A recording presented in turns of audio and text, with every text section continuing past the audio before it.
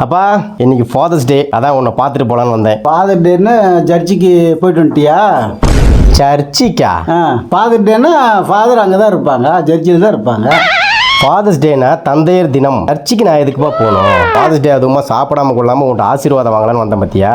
அது அப்பாக்கள் தினம்னு சொல்லு. ஓ, உனக்கு தமிழ் தான்? ஆமா, தமிழ் தான். அப்பாக்கள் தினம் அப்படின்னு சொல்லு. என்ன சர்ச்சின்னு பேசிட்டு இருக்கிறீங்க? பிரியாணி தராங்களா? சாப்பிட்டு வரீங்களா ரெண்டு பேரும்? நீ அதுக்கு மேல இருக்கீங்க. என்ன சர்ச்சின்னு பேசுனாங்க? என்ன காதுல அரைகுறையா வாங்கியிருக்க? இன்னைக்கு தந்தையர் தினம், ஃபாதர்ஸ் டே, ஆசீர்வாதம் வாங்கலாம்னு வந்தேன். சர்ச்சுக்கு போயிட்டீங்க ரெண்டு பேரும் பிரியாணிக்கு மெண்டல் மாதிரி. ஆமா, வயசான காலத்துல நீங்க தான் சொல்லி கொடுக்கணும். யாருமே இனிமேட்டு ஃபாதர்ஸ் டேன்னு சொல்லிடாதீங்க, சர்ச்சுக்கு போறியான்னு கேட்கறாங்க. அப்பதான் எங்களுக்கு தெரியும். சரி, ரொம்ப டென்ஷன் பண்ணிட்டேன். ஆசீர்வாதம் வாங்கிக்க என்கிட்ட.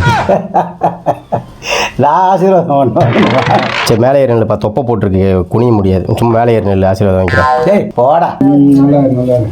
ஃபாதர்ஸ் டே சர்ச்சுக்கு இருச்சு நீ பாரு. அம்மா, சர்ச்சுக்கு போயிடலாம்.